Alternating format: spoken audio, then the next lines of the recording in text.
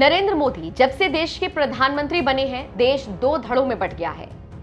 एक वो धड़ा है जो प्रधानमंत्री मोदी को पसंद करता है और इतना पसंद करता है कि एक बार फिर से जब चुनाव हुए तो मोदी को सिंहासन पर बैठाया।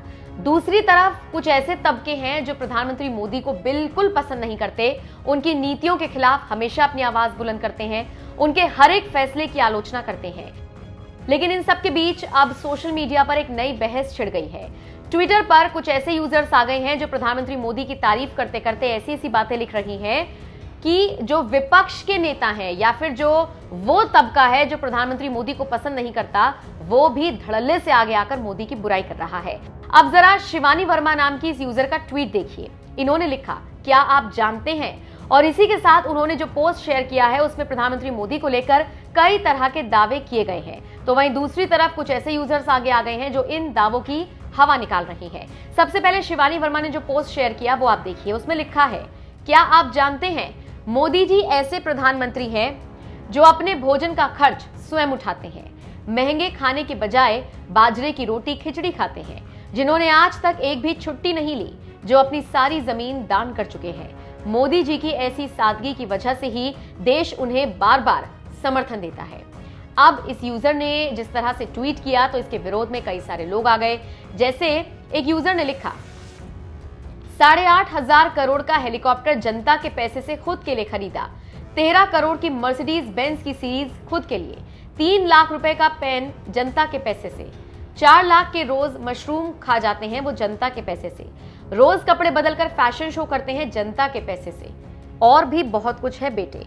सोशल मीडिया पर इस पोस्ट के सामने आने के बाद एक जंग सी छिड़ गई है।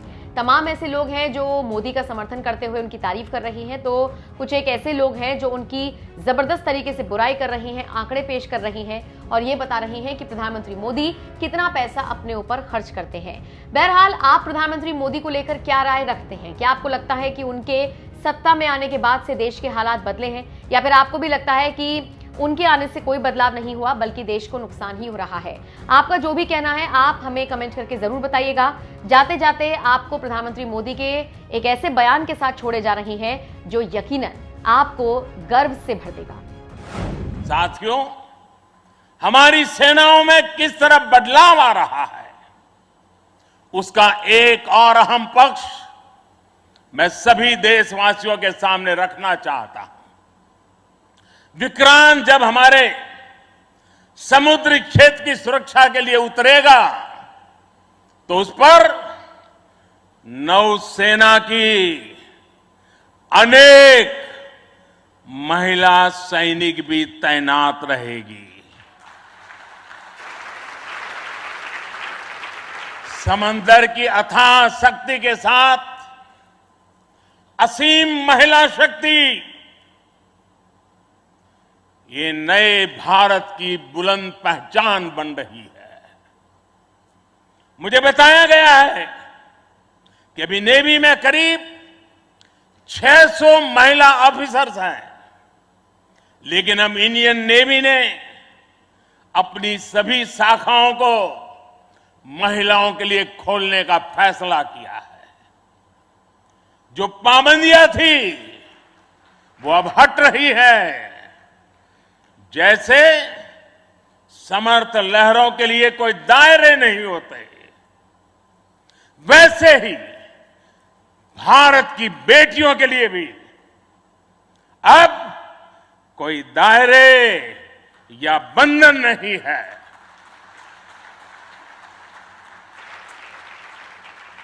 अभी 1-2 साल पहले विमेन ऑफिसर्स ने तारिणी बोट से पूरी पृथ्वी की परिक्रमा की थी।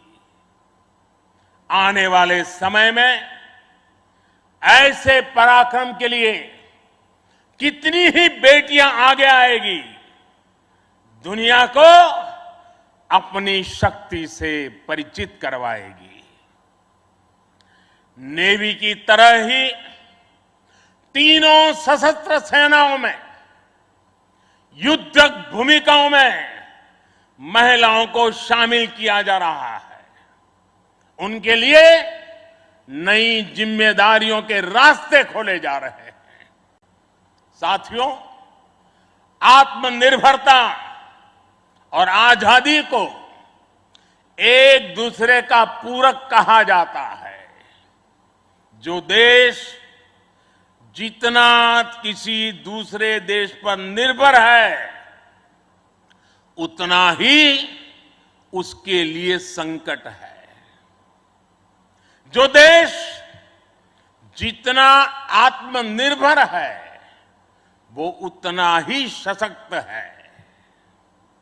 कोरोना के संकट काल में हम सभी ने आत्मनिर्भर होने की इस ताकत को देखा है, समझा है, अनुभव किया है। इसलिए आज भारत आत्मनिर्भर होने के लिए पूरी शक्ति से काम कर रहा है।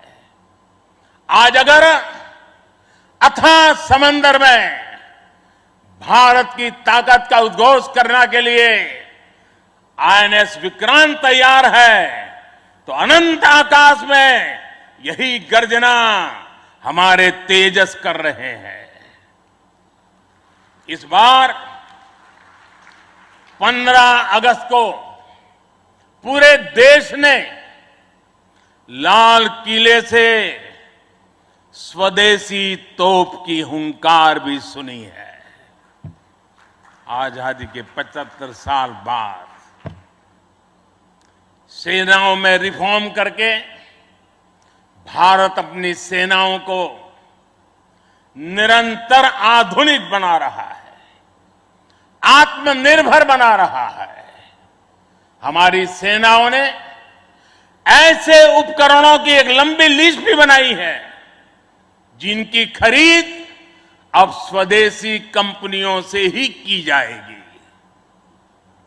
डिफेंस सेक्टर में रिसर्च और डेवलपमेंट के लिए 25% बजट भी देश की यूनिवर्सिटीज और देश की कंपनियों को ही उपलब्ध कराने का निर्णय लिया गया है।